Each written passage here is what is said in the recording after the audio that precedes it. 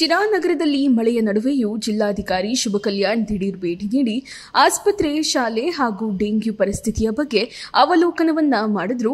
ಬೀಳುತ್ತಿರುವ ಮಳೆಯಿಂದಾಗಿ ಡೆಂಗ್ಯೂ ಪ್ರಕರಣಗಳು ಹೆಚ್ಚುತ್ತಿರುವ ಹಿನ್ನೆಲೆಯಲ್ಲಿ ಡೆಂಗ್ಯೂ ಪ್ರಕರಣಗಳ ಬಗ್ಗೆ ಮುನ್ನೆಚ್ಚರಿಕೆ ಹಾಗೂ ಸಾರ್ವಜನಿಕರಲ್ಲಿ ಜಾಗೃತಿ ಮೂಡಿಸುವ ಸಲುವಾಗಿ ನಗರಸಭೆ ಸಿಬ್ಬಂದಿ ಪ್ರತಿ ವಾರ್ಡ್ಗಳಿಗೆ ಭೇಟಿ ನೀಡಿ ಲಾರ್ವ್ ಉತ್ಪಾದನೆಗೆ ಕಾರಣವಾಗುವ ನೀರಿನ ಸಂಗ್ರಹಗಳನ್ನು ಗುರುತಿಸಿ ನಾಶಗೊಳಿಸಲು ಕ್ರಮ ಕೈಗೊಳ್ಳಬೇಕು ಎಂದು ಖಡಕ್ ಎಚ್ಚರಿಕೆಯನ್ನ ನೀಡಿದರು.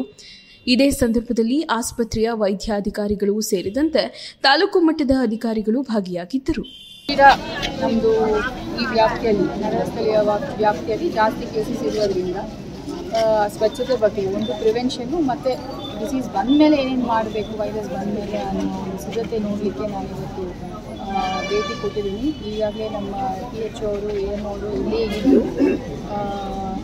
ಎಲ್ಲ ಒಂದು ಡೆಂಗ್ಯೂ ವಾರ್ಡ್ ರೆಡಿ ಮಾಡಿದ್ದಾರೆ. ಮತ್ತು ಫೀವರ್ ಬಂದರೆ ಕೂಡಲೇ ಟೆಸ್ಟ್ ಮಾಡಲಿಕ್ಕೂ ಎಲ್ಲ ವ್ಯವಸ್ಥೆ ಮಾಡಿದ್ದಾರೆ.